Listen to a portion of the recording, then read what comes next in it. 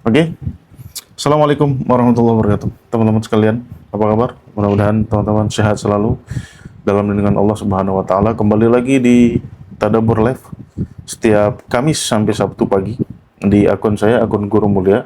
Nah, bagi teman-teman yang baru datang dan baru ngelihat judul dan kaget gitu ya, lebih baik simak aja dulu ya.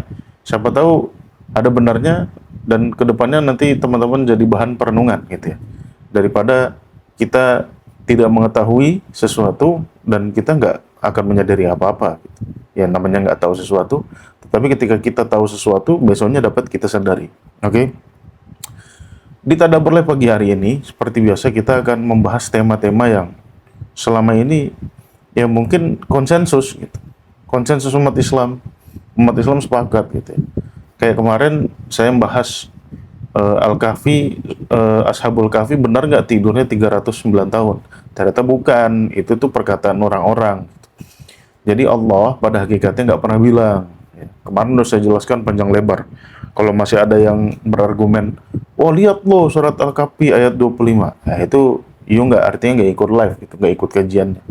Oke, seperti itu. Nah itu kan hal-hal baru ya, ya mungkin teman-teman baru temukan. Ternyata nggak ada Ashabul Kahfi tidur 309 tahun. Ya faktanya ya nggak mungkin juga gitu kan. Secara logika nggak mungkin, Quran pun nggak mengatakan demikian. Ya, dan kita hanya dapat berprediksi berapa lama Ashabul Kahfi tinggal dalam gua, dan itu kayaknya nggak lama-lama. Ya merujuk kepada kata sinin, ya kan. Kemudian kalau lihat sejarah, ya pasti di era Konstantinus Agung ketika persekusi terhadap kaum beragama diberhentikan tahun 313 Masehi. Itu pasti Ashabul Kahfi di situ. Di era itu hidup. Oke, seperti itu.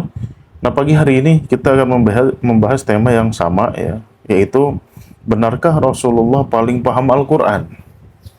Sebetulnya tema ini pernah saya jadikan konten sekali gitu ya. Dan umat Islam ngamuk, kebanyakan ngamuk gitu. Dan saya wajar gitu umat Islam ngamuk gitu kan, karena statement saya mengatakan Rasulullah, konklusinya nanti ya, karena konklusi dalam video itu membuat umat Islam merasa oh Nabi didiskreditkan gitu, padahal enggak gitu ya. Itu fakta gitu, baik secara fakta realitas ya, fakta realitasnya atau fakta Qur'aninya seperti itu. Oke. Itu pernah saya jadikan konten, tapi nggak apa-apa, kita bahas aja di live pagi hari ini, ya agar otak kita tuh bener. Kenapa selama ini kita selalu mencari penjelasan Al-Quran, ya kan? Kalau nggak dari Al-Quran, ya jadi metode tafsir kontemporer atau apalah namanya, metode tafsir umat Islam tuh menafsirkan Al-Quran dengan Al-Quran, menafsirkan Al-Quran dengan hadis, itu yang paling utama tuh. Ya. Nah, ketika menafsirkan Al-Quran dengan hadis, kita cari sampai titik nadir. Bahkan sampai hadis-hadis yang bertentangan sama Al-Quran pun kita pakai. Kenapa? Ya karena kita yakin sekali Rasulullah paling paham Al-Quran. Bahkan kalau nggak ada di hadis, katanya cari di penafsiran sahabat. Kenapa? Karena sahabat ketemu Nabi. Gitu kan. Bisa jadi ya apa yang dikatakan sahabat tentang tafsiran ayat itu bersumber dari Nabi. Ya itu semua berasal dari asumsi kita. Sehingga kita menafsirkan Al-Quran ya dengan tafsir bil hadis, dengan tafsir para sahabat sampai titik nadir, sampai sahabat-sahabat yang nggak kenal, yang nggak terkenal pun kita ambil semua penafsirannya gitu. Sampai titik nadir lah intinya, sampai tetes terakhir. Oke? Sehingga apa? Resultantenya atau hasilnya adalah penafsiran Al-Quran kacau balau sampai hari ini. Ya, kenapa? Karena berawal dari asumsi liar kita yang mengatakan Rasulullah paling paham Al-Quran. Jadi kalau mau mencari penjelasan Al-Quran, carilah dari Rasulullah atau sumber-sumber atau bekas-bekas yang Rasulullah tinggalkan gitu. Sumber-sumber dari orang, sumber-sumber dari sahabat dan sebagainya, sehingga tidak ada lagi batasan ya, bagaimana seharusnya kita menginterpretasi Al-Quran yang benar gitu. Karena ya kita nggak menentukan batasnya kita langgar sendiri. Itu kan seperti itu. Padahal Al-Quran sendiri sudah menentukan bagaimana caranya agar kita mendapatkan interpretasi yang tepat dari Al-Quran. Oke, seperti itu. Sebelum mulai kajian pagi hari ini ya, saya harus disclaimer dulu. Satu ya, tidak ada niat saya mendiskreditkan Nabi Muhammad. Ya goblok aja kalau saya mendiskreditkan Nabi Muhammad. Ya itu utusan Tuhan, bro. Gitu. Saya sangat-sangat respect sama Nabi Muhammad ya. Bahkan apa namanya, di luar wahyu ya beliau berhasil menjadikan Arab sebagai ini ya, berhasil meletakkan batu pertama lah istilah kata bagi kaum Arab untuk menuju peradaban yang lebih maju. Ya, itu yang dilakukan Rasulullah. Kalau Nabi Muhammad nggak ada ya Arab is Arab gitu. Hidupnya Baduy, ya, tinggalnya di gurun-gurun, nomaden, perang antar suku terus-terusan kayak gitu. Ya, tetapi setelah datangnya Nabi Muhammad, ya beliau mengubah bagaimana kondisi Arab sampai pada tahun apa namanya, pada abad-abad setelahnya mencapai kegemilangan gitu ya. Bahkan bisa sampai menjadi pusat ilmu pengetahuan dunia. Ya, itu semuanya berkat batu pertama yang diletakkan oleh Rasulullah SAW. Jadi nggak ada niatkan saya mendiskreditkan Nabi Muhammad ya, dengan konklusi apapun yang kita hasilkan pada kajian hari ini. Ya, jadi belum terjawab dulu nih Rasulullah paling paham Al-Quran atau tidak. Oke, tetapi dari disclaimer saya kayaknya teman-teman bisa menebak gitu. Jawabannya iya atau tidak gitu ya. Teman-teman pasti bisa menebak. Tapi iya dan tidaknya ini kan perlu argumen. Kalau kita menjawab, benarkah Rasulullah paling paham Al-Quran? Kalau iya, butuh argumen. Kalau tidak, butuh argumen. Oke? Kemudian disclaimer yang kedua, ya kenapa saya mengadakan kajian gini? Bukan untuk menimbulkan keributan di antara umat Islam. Enggak. Ya. Saya tidak ingin menimbulkan keributan. Saya tidak ingin menimbulkan skeptis ya dalam diri umat Islam, dalam hal yang negatif tentunya. Oke, tetapi saya ingin menginformasikan kepada umat Islam bahwasannya selama ini yang kita asumsikan benar itu belum tentu benar, dan asumsi perlu dicari yang benarnya apa gitu. Keyakinan itu harus dibuktikan. Ketika keyakinanmu sudah terbukti benar, maka jadi ilmu pengetahuan.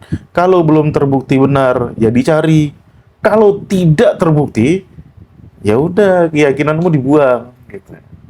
Kalau masih mau ngotot sama keyakinan, itu namanya summun, bukmun, umyun, fahum layarjiun. Nah, itu.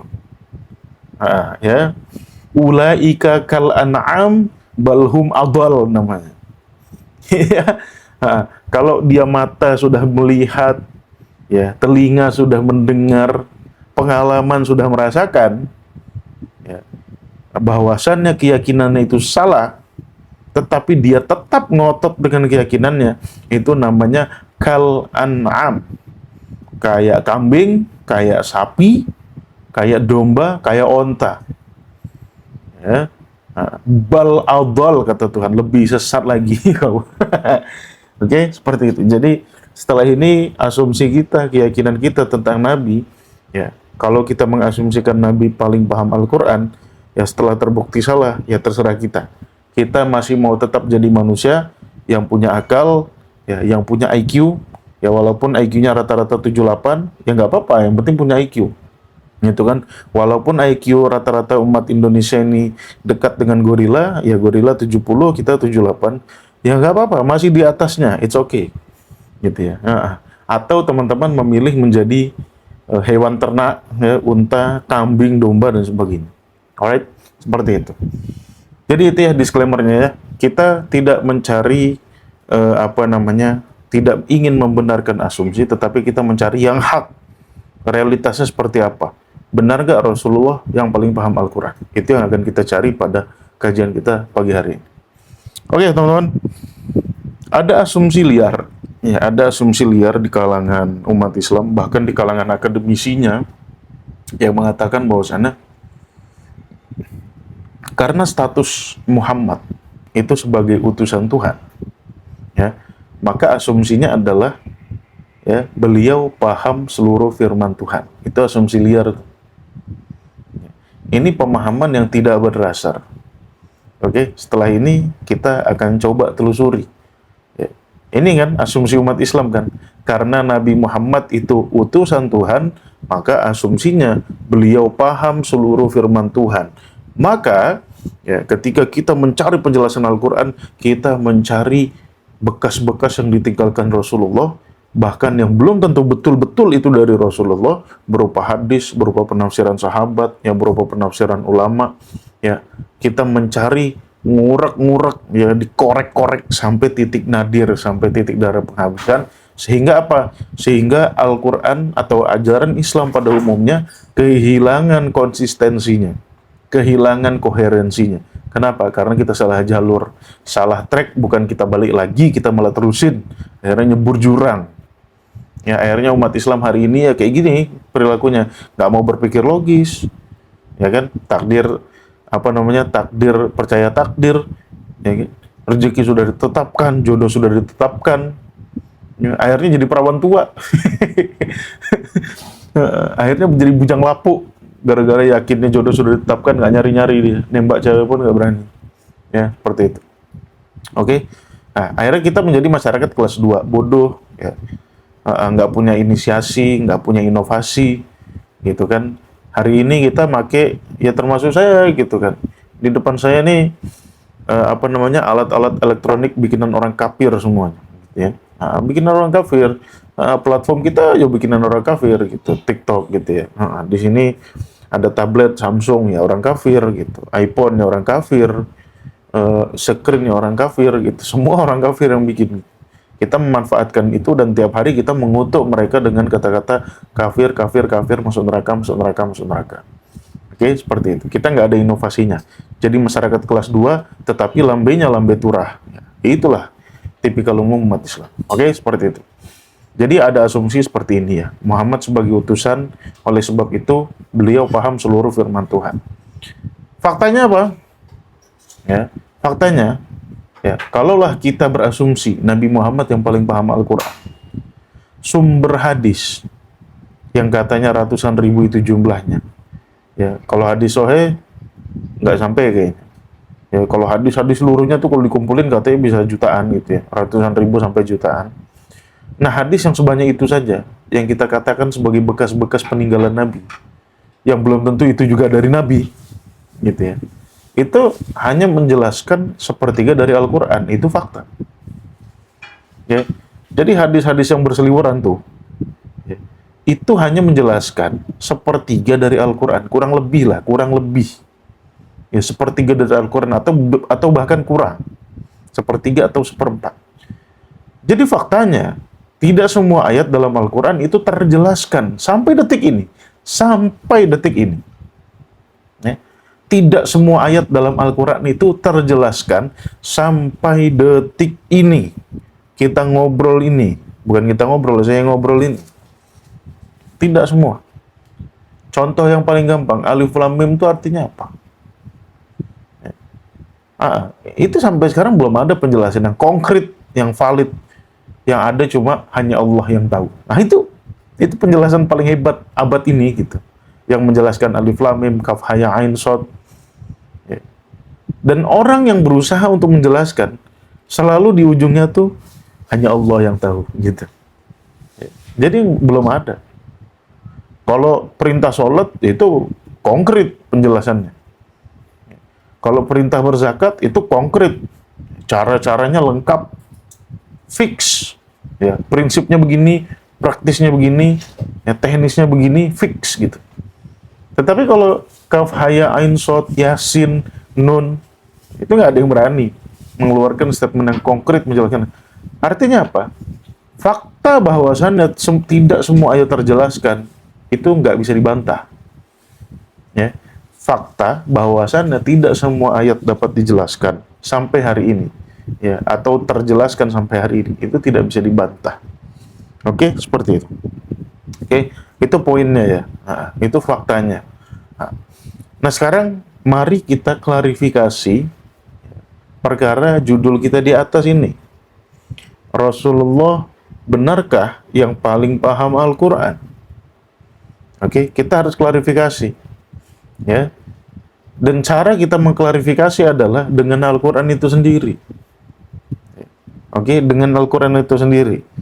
Nah, kita selama ini mempunyai asumsi liar tadi. Kenapa? Karena ilmu kita atau pengetahuan kita tentang Al-Quran itu minim sekali.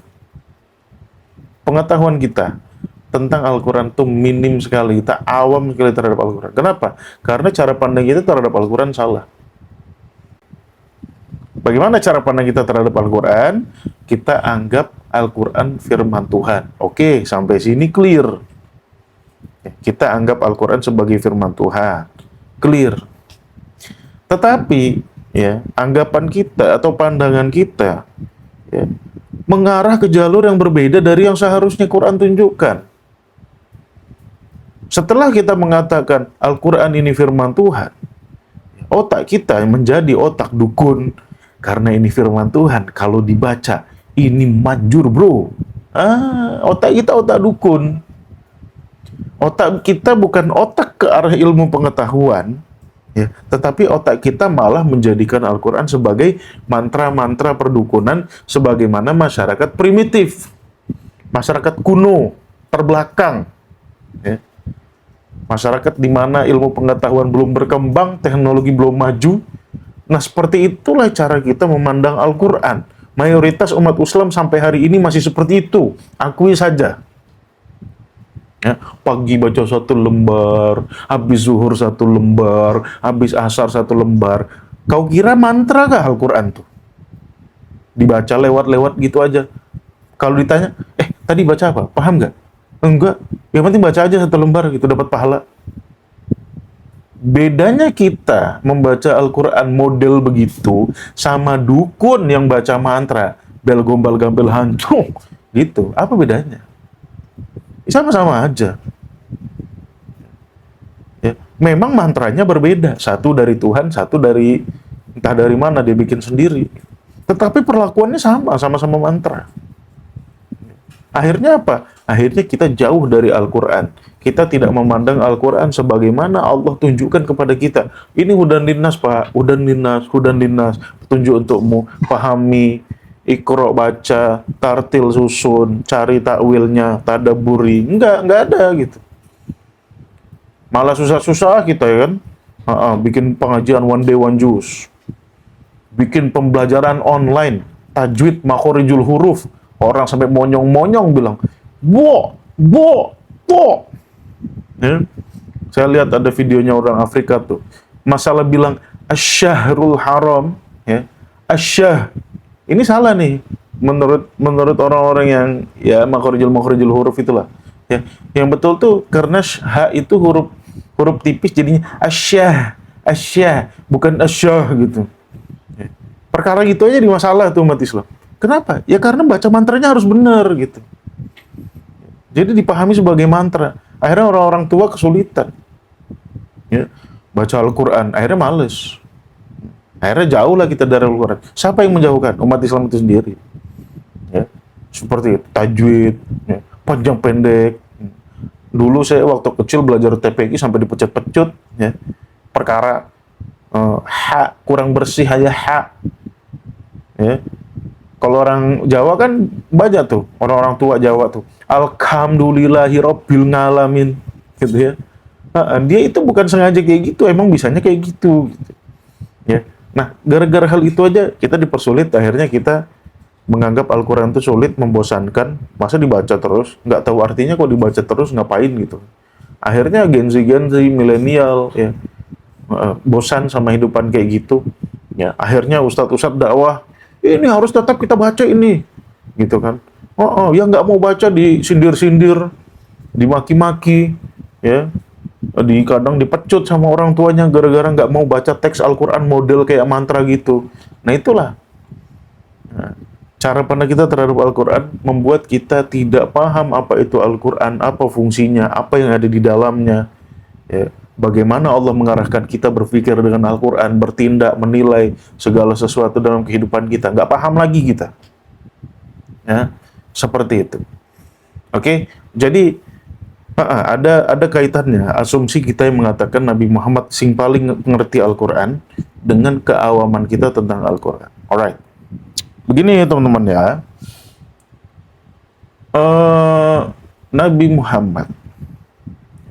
Nabi Muhammad itu berbeda dengan nabi-nabi sebelumnya. Oke. Apa perbedaannya? Perbedaannya adalah kalau nabi-nabi sebelum Nabi Muhammad ya hanya diutus kepada kaumnya saja, oke, hanya diutus kepada kaumnya saja. Apa yang dimaksud dengan kaum? Kaum itu adalah kelompok masyarakat yang tinggal di satu wilayah, itu namanya kaum. Saya tinggal di Pontianak, ya saya tinggal bersama kaum Pontianak. Teman-teman ada yang tinggal di Demak, ya teman-teman artinya tinggal bersama kaum Demak. Ada yang tinggal di Medan, artinya teman-teman tinggal bersama kaum Medan. Itu definisi dari kaum. Jadi Nabi Nuh diutus hanya kepada kaumnya, oke? Nabi Hud hanya diutus kepada kaum Ad. Nabi Soleh hanya diutus kepada kaum Madian. Ya, Nabi Lut hanya diutus kepada kaum Sodom. Ya, Nabi Ibrahim hanya diutus kepada kaumnya. Nabi Ismail hanya kepada kaumnya. Sampai Nabi Isa itu hanya diutus kepada kaumnya, yaitu Bani Israel. Oke? Oleh sebab itu, apapun informasi yang diberikan oleh nabi-nabi sebelum Nabi Muhammad, ya, peraturan-peraturan yang diberikan, ya, hukum-hukum yang diberikan, ya, itu semuanya bersifat sektoral, bersifat lokal saja, ya, dan bersifat temporal, tidak selamanya. Oke? Itu nabi-nabi sebelum Nabi Muhammad. Teman-teman cari aja di Quran. Mau nabi siapa kayak sebelum Nabi Muhammad? Itu selalu arsalna nuhan ila qaumihi, pasti gitu. Aku utus Nuh kepada kaumnya, dan kepada kaum Ad aku utus Nabi Hud, dan kepada kaum Madian aku utus Nabi Soleh. Itu semuanya sektoral, ya. Jadi Nabi Nuh itu umatnya ya umat kecil aja, bukan seluruh dunia, ya. Nah, kita berasumsi lain. Nabi Nuh ini nabi seluruh dunia, maka ketika banjir yang banjir satu dunia. Ya geblek Pak otakmu gitu. Ya, ya geblek lah kayak gitu. Nabi Nuh itu hanya diutus kepada kaumnya. Kalau Allah menghukum, yang dihukum hanya kaumnya, bukan satu dunia. Airnya dari mana kalau satu dunia banjir? Ya. Airnya dari mana? Katanya setinggi gunung. Oh, dari mana? Dari mana airnya? Ya. Kita memandang Allah sebagai ahli sihir gitu, sehingga apapun, nah kalau sudah kuasa Allah tuh jangan ditanya. Padahal asumsi lu yang salah gitu loh, dodol. Gitu. Ya, seperti itu. Oke. Nah, Nabi Muhammad adalah nabi yang diutus oleh Allah, ya, untuk seluruh manusia, entire human race, kepada seluruh manusia. Hal ini teman-teman dapat lihat di surat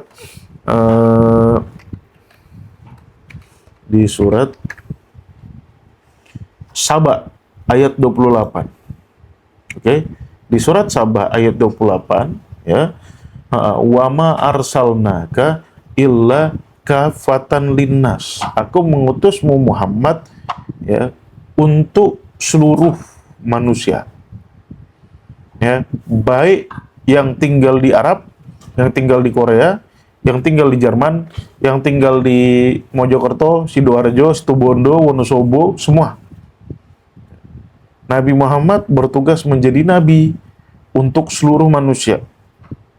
Nabi di sini artinya adalah pemberi informasi, pemberi kabar, ya kan? Untuk seluruh manusia, bukan hanya masalah sektor atau tempat, tetapi termasuk juga, ya, waktu durasinya. Jadi manusia yang dimaksud, ya, Nabi Muhammad diutus kepada mereka bukan hanya orang Arab di tahun 500 sampai 600. Ya, bahkan seluruh manusia di abad ke-7, abad ke-8, abad 9, abad 13, abad 15, abad 20, dan abad-abad yang akan datang. Oke, itulah Nabi Muhammad. Alright. Oleh sebab itu, informasi yang diberikan kepada Nabi Muhammad Ini sifatnya bukan temporal lagi, bukan sektoral lagi. Oke? Wahyu yang diturunkan kepada Nabi Muhammad tidak lagi bersifat sektoral hanya untuk kaum kecil, hanya untuk tenggat waktu sekian tahun, ya. Tidak begitu. Wahyu yang diturunkan kepada Nabi Muhammad itu sifatnya universal, ya, dan sifatnya ya, terus, tidak temporal. Oke? Nah, hal ini Allah tekankan di surat Al-Baqarah ayat 185, ya, Syahrul Ramadan alladzi unzila fihil Qur'an hudan linnas. Oke, petunjuk untuk seluruh manusia. Alright? Jadi, Al-Qur'an yang diturunkan kepada Nabi Muhammad itu relevan di setiap tempat, relevan di setiap zaman. Itu sifatnya begitu. Oke? Oke. Nah, karena cakupan informasinya, ya, karena cakupan relevansinya, Al-Quran ini baik yang relevan di setiap tempat dan zaman, ya, maka Al-Quran ini termasuk sesuatu yang berat untuk konsumsi manusia, ya, ataupun untuk dipraktikkan oleh manusia. Apalagi bikin yang seperti itu. Termasuk sesuatu yang berat, termasuk sesuatu yang hebat, karena mempunyai sifat relevan di setiap tempat dan di setiap masa. Oke? Jadi informasinya bukan kaleng-kaleng nih. Bukan informasi sektoral, bukan informasi temporal, tetapi informasi yang relevan di setiap zaman, relevan di setiap tempat. Makanya Allah bilang, ya, di dalam surat Al-Isra, ya, di dalam surat Al-Isra, apa Allah bilang? La ini jitama'atil insu wal jinnu. Di surat Al-Isra ayat 88 Allah berfirman, Kul, katakan, la ini jitama'atil insu wal jinnu, kalau seluruh manusia, ini Allah tidak menggunakan kata insan, menggunakan kata insun, artinya merujuk kepada genusnya. Ya, manusia apapun, kapanpun, siapapun, sehebat apapun, sepintar apapun, ya, all of human, mau Albert Einstein, mau Thomas Alva Edison, mau Stephen Hawking, mau Carl Sagan, mau Richard Dawkins, mau saintis-saintis terbaru, saintis-saintis kontemporer, ya, saintis-saintis kuno, kumpulin tuh semuanya, ya. Dan juga jin, ya, jin mau jin tomang, jin ifrit, ya, jin pohon jambu, jin pohon sawo, jin pohon beringin, kumpulin semuanya, ala an ya'tu bimisli hadzal Qur'an la ya'tu bimislihi. Mereka tidak akan sanggup membuat yang seperti itu. Why? Kenapa? Karena kehidupan manusia itu temporal. Siapapun dia, individu manusia, itu kehidupannya temporal. Lebih dari 1 abad, jarang sekali ada orang hidup lebih 1 abad. Jin katakan bisa hidup ribuan tahun. Ya tetap temporal dibanding usia dunia ini yang sudah miliaran tahun. Ya, teman-teman punya duit 1000 dibandingkan dengan miliaran, kan nothing. Ya, jin umurnya 3000 tahun, 4000 tahun, itu nothing dengan umur bumi yang 4,5 miliar tahun. Apalagi umur manusia, ya paling lama rata-rata 70 sampai 80 tahun. Nothing. Oke, oleh sebab itu, ya, relevansi Al-Qur'an di setiap zaman, di setiap tempat, itu jelas mengungguli intelektualitas individu siapapun, individu dimanapun. Oke?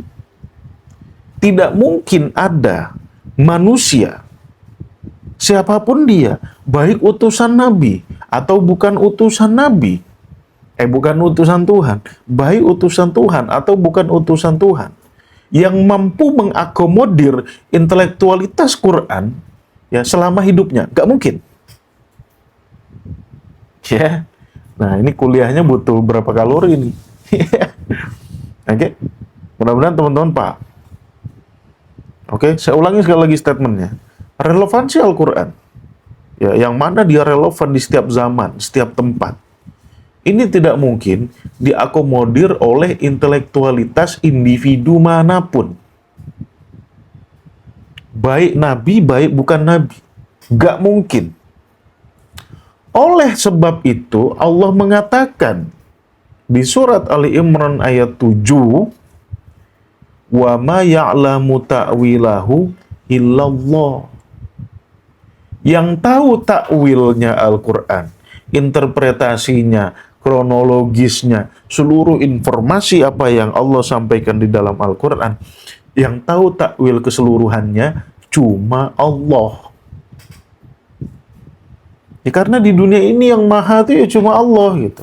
Nabi itu nggak maha, ya kan? Tidak maha tahu, yang maha tahu cuma Allah. Dan tidak ada satu statement pun di dalam Al-Quran yang mengatakan Nabi mengerti takwil seluruhnya. Nggak ada. Cari sampai botak, dari cover depan sampai cover belakang. Nggak ada. Kalau Nabi menjelaskan beberapa ayat, ada. Ya. Nabi menjelaskan Alkitab dan Al-Hikmah, ya ada. Tetapi tidak keseluruhan. Nah, yang tahu takwil secara sempurna hanya Allah. Kenapa? Ya karena cuma Allah. Yang intelektualitasnya mampu mengakomodir ya relevansi Al-Quran, ya jelas. Itu kan dari Dia yang Maha Kuasa gitu loh. Tidak ada satu individu manapun yang intelektualitasnya dapat melahap seluruh relevansi Al-Quran. Nggak mungkin. Oke. Oleh sebab itu Allah mengatakan juga di dalam Al-Quran. Apa firman Allah di dalam Al-Quran? Di surat Al-An'am ayat 67, apa firman Allah? Ya, kita mulai dulu dari ayat 66. Wa kadzdzaba bihi qaumuka wa huwal haq. Dan kaummu mengatakan itu dusta. Sedangkan Al-Quran itu adalah hak. Qul lasta alaihim biwakil. Ya. Saya tidak mempunyai urusan terkait hal itu, kata. Itu disuruh ngatakan gitu. Oke? Kenapa Nabi mengatakan qul lastu alaikum biwakil? Ya. Di surat Al-An'am ayat 66. Oke. Saya sambil buka lagi ayatnya.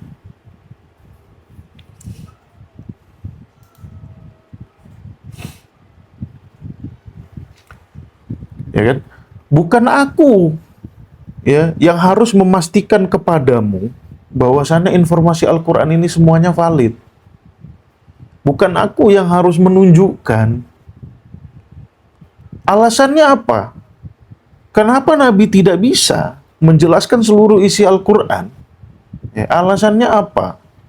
Orang-orang kafir kan banyak yang mencecar Nabi dengan pertanyaan macam-macam. Ini apa? Ini apa? Ini maksudnya apa? Ini maksudnya apa? Ya kan banyak. Tetapi bukan itu tugas Nabi. Kenapa? Ya. Lihat Al-An'am ayat 67. Likulli naba mustaqor. Ya. Setiap naba, setiap informasi itu mustakor itu ada waktunya, ada tempatnya. Ada waktunya, ada tempatnya. Oke? Wa saufa ta'lamun, kata Allah. Dan kelak kau akan dapat mengetahuinya. Jadi, ya, berdasarkan ayat ini, kita dapat menangkap pesan Allah bahwasannya interpretasi Al-Quran ya, itu terus berkembang, akan terus mencapai pemahaman yang konkret interpretasinya ya, seiring dengan berkembangnya zaman seiring dengan perkembangan ilmu pengetahuan manusia. Disitulah kelak kau akan memahami, kelak kau akan mengetahui. Ya. Dan pada zaman Rasul, ilmu pengetahuan manusia tidak semaju sekarang. Oke. Al-Quran itu menyampaikan banyak informasi, banyak berita yang interpretasinya, yang pemahamannya memerlukan ilmu pengetahuan yang mutakhir gitu loh. Yang mana di zaman Nabi, ya itu semua belum ada. Ya, itu semua belum ada. Ya, teropong bulan belum ada. Ya kan, pesawat terbang belum ada. Kapal selam belum ada. Yang paling jelas, oke? Di surat Ar-Rahman, Allah mengatakan, Marojal bahroini yaltaqiyan. Ada dua laut yang bertemu. Bainahuma barzakhul la yabghiyan. Di antara keduanya ada pembatas yang buat mereka tidak saling bercampur. Siapa yang pertama menemukan? Ya, itu oceanografer dari Prancis. Itu pun di abad 20 dia baru menemukan itu. Ini real fakta, belum jauh dari kita itu. Ya, namanya Pak Cousteau dari Prancis. Oceanografer, orang yang mempelajari tentang bagaimana laut. Kerjaannya ya tiap hari snorkeling, dive kemana-mana, meneliti laut. Nah, diver, orang yang meneliti laut, ini kan perlu pakaian, perlu tabung oksigen, ya. Nah, tabung oksigen, pakaian, teknologi kapal selam, ini nggak ada zaman Nabi. Kalau ditanya Nabi pun, di mana itu dua laut bertemu? Ya nggak tahu lah Nabi. Nanti kelak kau akan mengetahui. Untuk mengetahui dua laut yang saling bertemu itu, perlu kapal selam, perlu kapal laut yang teknologinya bagus, yang daya jelajahnya jauh. Ya, perlu penelitian. Ya, ini loh maksud Allah di surat Al-An'am ayat 67 ini. Ya. Hari Kamis kita bahas arsy. Ya, seluruh terjemahan mengatakan itu singgasana. Ya. Iya, kenapa? Karena mereka itu hidup di zaman masa lalu, nggak ngerti bagaimana Allah menciptakan langit dan bumi. Setelah itu Allah menyeimbangkan arsy. Mana tahu orang yang hidup di tahun 700, 800 Masehi, mana tahu ozon mereka. Hari ini kita dapat mengetahuinya. Berkat apa? Berkat ilmu pengetahuan mutakhir. Berkat ilmu astrofisika. Berkat ilmu geografi. Kita tahu, oh iya, ternyata yang dimaksud Tuhan tuh ini loh. Munculnya kehidupan dari air. Ini mana tahu orang-orang zaman dulu. Ya, akhirnya bikin mitos. Adam turun dari langit, bikin mitos, itu mitos. Ya. Bagaimana alam semesta bermula, bagaimana kehidupan bermula, itu banyak mitosnya. Quran sudah bilang kehidupan dari air, tetapi bagaimana muncul dari air? Ya ini nggak paham. Orang zaman Nabi, jangankan zaman Nabi, 100 tahun, 200 tahun, 300 tahun setelah Nabi meninggal pun orang masih belum paham bagaimana kehidupan bisa muncul dari air. Itu kan ada di Al-Quran, Al-Anbiya ayat 30. Wa ja'alna minal ma' kulla syai'in hai. Kami jadikan dari air seluruh entitas hidup. Nah, siapa yang bisa meneliti ini? Ya orang-orang abad 18, abad 19, abad 20 yang dapat meneliti itu. Ya. Jadi bullshit kalau ada yang mengatakan Orang hidup abad ke-5, abad ke-6, abad ke-7 dapat mengetahui seluruh informasi Al-Quran. Nggak mungkin. Nggak mungkin. Ya. Munculnya bintang, bagaimana munculnya bintang pertama kali? Itu diterangkan sama Allah di surat Al-Fajr, ayat 1-5. Al-Fajr, waktu fajar. Itu bukan waktu subuh. Allah nggak ngomongin waktu subuh di surat Al-Fajr itu. Allah ngomongin bagaimana bintang pertama lahir. Ya. Ini betul-betul substansial. Kenapa? Karena seluruh kehidupan tuh butuh energi. Energi itu ya paling utama dari matahari. Matahari adalah bintang. Nah, bintang inilah yang mengusir kegelapan, memunculkan cahaya. Ya, kemunculan cahaya dari yang awalnya gelap itu namanya fajar. Maknanya lebih fundamental lagi, bukan waktu subuh. Ya. Sehingga di tafsiran-tafsiran kacau tafsiran surat Al-Fajr itu ayat 1-5. Makanya sebagai ilmuwan, sebagai ulama, harusnya kalau belum dapat memahami ayat secara konkret, mending diam aja deh. Gitu. Gak usah kasih opsi, diam aja. Kasih prediksi boleh, tapi jangan kasih opsi. Alright? Ya. Nah, Nabi Muhammad ini hidupnya abad ke-5 sampai abad ke-6. Ya, abad ke-6 sampai abad ke-7, sorry. Karena lahirnya kan 500 sekian, meninggalnya 600 sekian. Ya, berarti abad ke-6 ke abad ke-7. Di mana ilmu pengetahuan belum berkembang seperti sekarang. Jadi kalau pemahaman manusia ketika itu minim, that's okay. Termasuk pemahaman Nabi, that's okay. Oke? Karena apa? Karena tugas Nabi itu cuma nyampaikan aja. Nabi itu tidak dipaksa untuk menyampaikan penjelasan seluruh isi Al-Quran, ya karena memang nggak mungkin gitu loh. Ya. Ngejelasin hidrogen ke orang yang nggak ngerti kimia sama sekali itu gimana, Pak? Apalagi jelasin pesawat terbang. Apalagi jelasin kehidupan dari air. Apalagi menjelaskan bagaimana munculnya bintang pertama kali di kosmos. Gimana? Otak orang nggak nyambung. Ya. Ibarat anak tangga tuh, mereka itu masih di tangga 2, ya.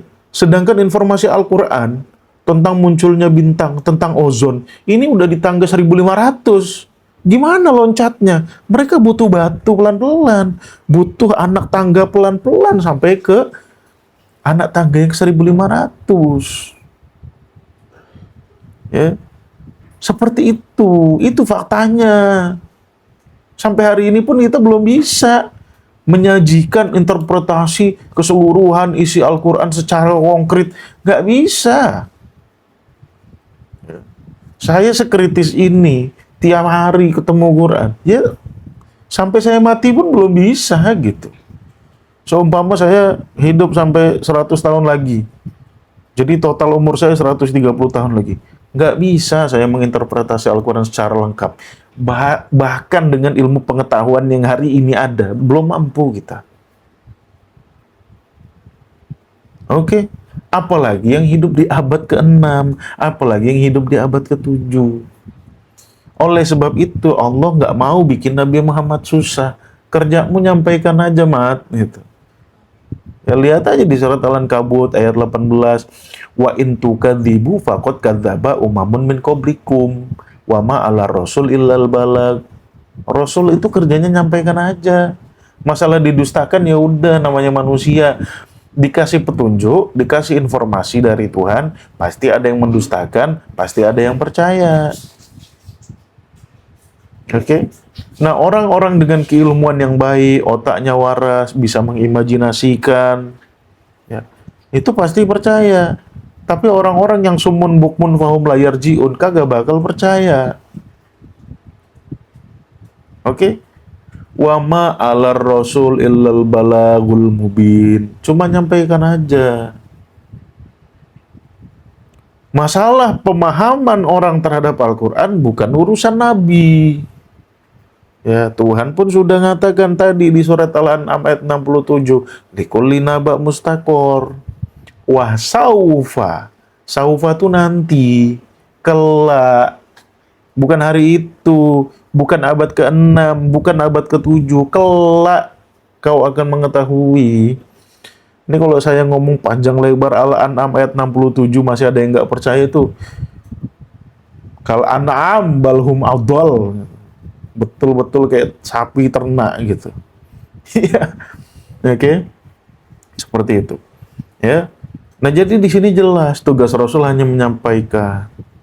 Ya, memang ada beberapa hal yang sudah dijelaskan Rasul, khususnya pada bab-bab risalah.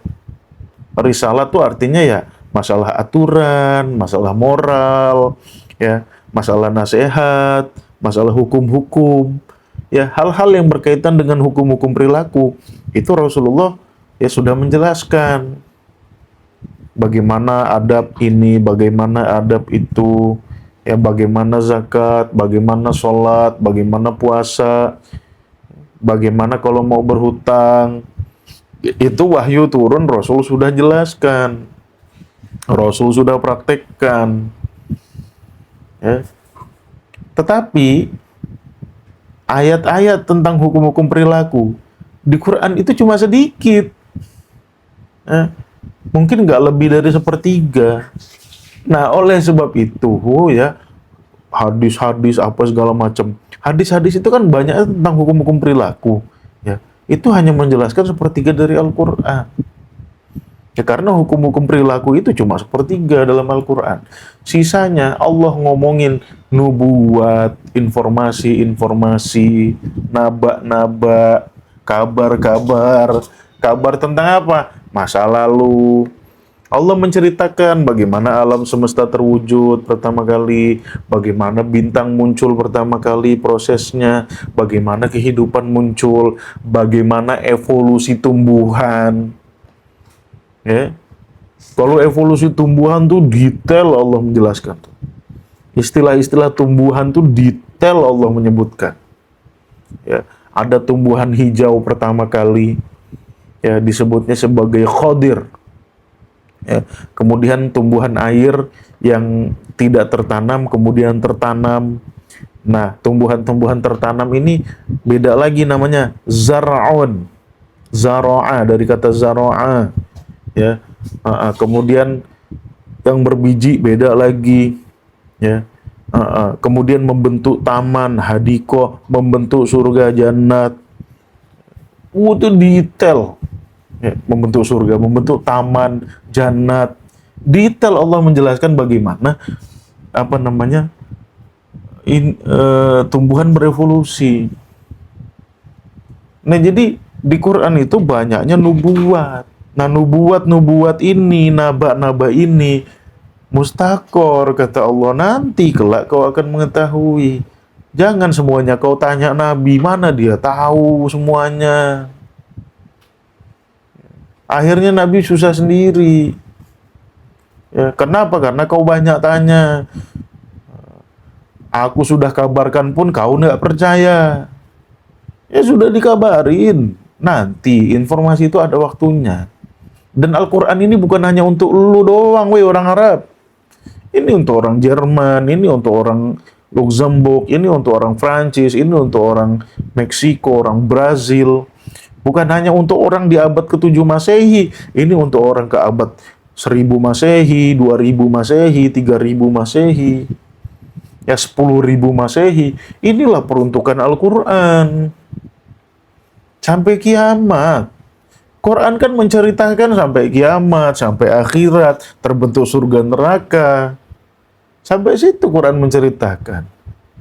Jadi gambaran-gambaran tentang informasi dalam Al-Quran hanya dapat diketahui nanti setelah kita sampai kepada destination, sampai akhirat. Gitu.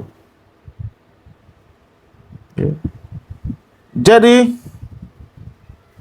menjawab pertanyaan yang di atas, ya, sesuai dengan argumen-argumen Qur'ani, ya, koherensinya, ya. Benarkah Rasulullah paling paham Al-Quran? Kagak. Rasulullah nggak paling paham Al-Quran. Yang paling paham Al-Quran Allah. Allah kasih informasi dalam Al-Quran. Informasi ini nanti ada tempatnya, ya, ada waktunya. Nanti kita akan mengetahui. Gitu. Iya. Alright. Jadi itu aja lah kajian kita pada pagi hari ini. Ya teman-teman, ada yang terima silakan, nggak terima ya silakan gitu. Tapi faktanya begitu gitu kan. Mau ngomong apa lagi? Fakta Quran begitu, fakta sejarah begitu, semua fakta ya koheren gitu kan. Nggak ada yang membantah satu dengan yang lainnya. Yang membantahnya apa? Asumsi liar. Asumsi liar umat Islam itu yang membantah.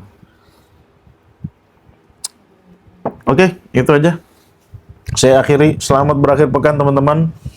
Saya mohon maaf kalau ada salah-salah kata, kalau ada kata-kata yang menyinggung mohon maaf ya. Tetapi ya itulah kajian kita pada pagi hari ini, itulah fakta-fakta Qur'aninya.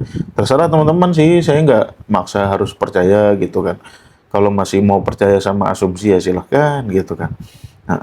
Seperti itu. Tapi kita sebagai umat Islam kan dituntut berpikir, dituntut jangan seperti hewan, gak mau berpikir, maunya dogmatis, maunya ya jangan, kenapa? Nanti kau rugi sendiri. Gitu. Oke, seperti itu. Makasih yang udah give, makasih yang udah like juga. Yang belum follow silahkan follow. Ketemu lagi nanti di kelas bahasa Arab. Ya, selain kelas kajian Quran ini, kita juga ada kelas bahasa Arab teman-teman. Tapi bukan di akun saya, akun Tadabbur Institute, cari aja Tadabbur Institute. Setiap Senin sampai Rabu 19.30 waktu Indonesia Barat kita mengadakan pembelajaran bahasa Arab. Oke. Mudah-mudahan teman-teman dapat memanfaatkan kelas itu, yang mana kelasnya gratis, ada grup belajarnya juga. Jadi silakan teman-teman yang ingin mempelajari bahasa Arab, biar teman-teman bisa verifikasi juga, saya ngomong nih, saya ngocol bahasa Arab gini ini bener apa enggak gitu ya. Seperti itu. Yang ngajar siapa ya? Saya juga. Oke, itu aja. Pamit teman-teman. Makasih yang sudah give. Makasih yang sudah tap layar. Nanti rekaman insya Allah ada di YouTube. Wabillahi taufiq wal hidayah. Wassalamualaikum warahmatullahi wabarakatuh. Selamat berakhir pekan.